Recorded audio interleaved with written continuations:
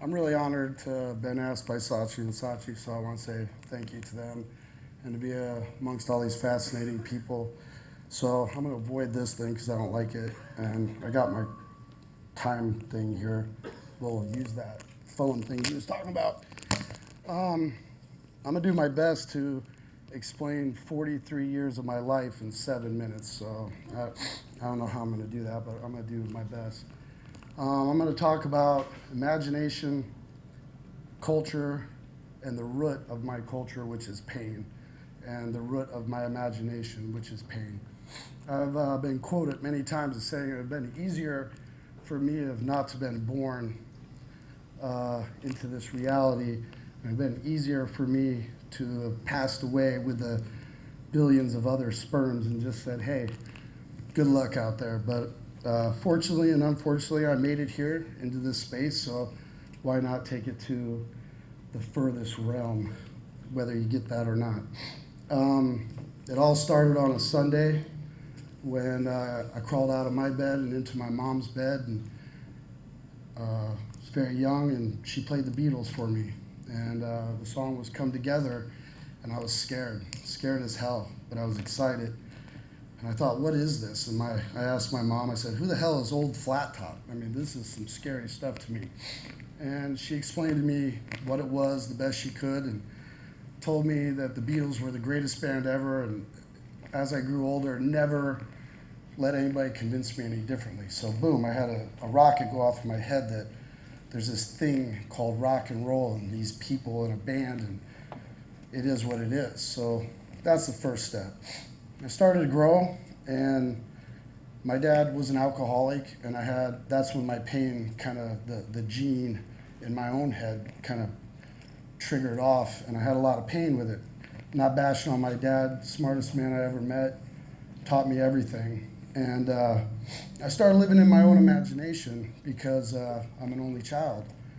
And my imagination kind of hovered around this thing known as pain, you know. And my dad used to, take me to all the rock shows. He knew right away that I was going to be a musician in this rock star thing.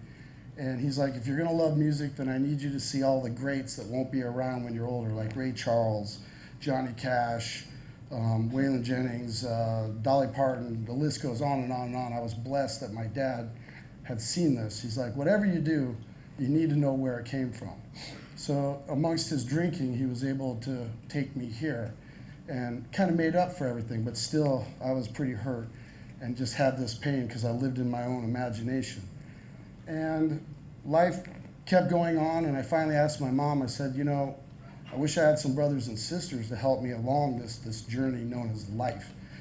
And she explained to me that I would never have any brothers or sisters because she didn't want to bring another child into this reality and have the same sort of pain that I had. So this was pretty devastating, and I turned to music. That was it. That was the day that I was like, my whole life is going to be devoted to music. So I'll skip ahead. And I went to my first concert, which was Kiss. Unfortunately, they were unmasked and really pissed me off. But I had skipped a Van Halen concert months earlier. It was on the Fair Warning tour, and that even makes me even more angry. I was scared because of the drugs and the people and all this stuff. I was scared to go by myself. I don't have brothers and sisters. Didn't really hang around with too many close friends, but I made it to this Kiss concert, and unfortunately I got pretty drunk before I walked in, and I saw all these beautiful people from all the high schools, people that I would avoid in the mall, at other places that I was scared to see these kind of people, but we were all together in one big venue, and we were all here to see music. I saw bikers, I saw preppy people, jocks, whatever. I saw everybody was here for music, and I thought, I have found my home. And I remember smelling things in the air and watching people drink, and saw my first set of breasts at this concert, and I thought, I'm home. The lights go out, and I see Gene Simmons over here in the dark, and I watch a guy with a flashlight take him up to the stage, and I thought, wow, man, that guy is important. I'm either going to be him, hopefully I'm a musician, an artist, or I'm going to be the guy holding the flashlight. One way or another, I'm going to be there. Skip ahead, I go to college. My friends are like, you're missing too much class, you're going to fail. I'm like, no, I'm in school now. I was at a bar called Gabe's Oasis in Iowa City, and all I did was study every band that would come through every night, Monday through Sunday. I had my mustache going, and I could get in, sneak in underage. And I held off on the drinking for a couple months just so I could always get in. Anyway, I flunked out of school and decided to start jamming, did that. And to skip ahead, I met my bass player who's passed on. He was the other co-founder, one of my best friends, and he passed away a couple years ago. Anyway, we started this thing called Slipknot. He was the musician, I was the artist. I could use my imagination to help me find some salvation for myself from the pain that I have in life. We all have it. And find a little peace at the end of the road. So now we have 12 million plus fans, and I have dubbed our fans maggots. That's what I call them. And it's always been my job to infect as many people as possible. So I'll give you a couple things. I'm running out of time here. I'll give you a couple things to think about after all that weirdness of whatever my scatterbrain went to. Two things. You're all maggots. I'll get to that in a second.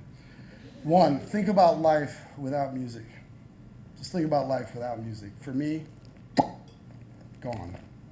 But music, thank you. Two, the reason why I called our fans maggots is because after they eat all the shit and put up with all the filth and death, what do? Anybody know? They turn into flies. They get wings and they fly off. If you're really good to the maggots, they'll come back. Even if they've grown out of you, they'll come back. Not even humans get wings. So I'm very lucky in my life to have lived in my imagination, had a family that gave me everything in my pain, start a band with my best friend, and have 12 million plus friends who make up this culture. And I believe the root is pain. We all have it, but we all can grow wings and make our dreams come true. So that's it. I went a minute late, so there you go.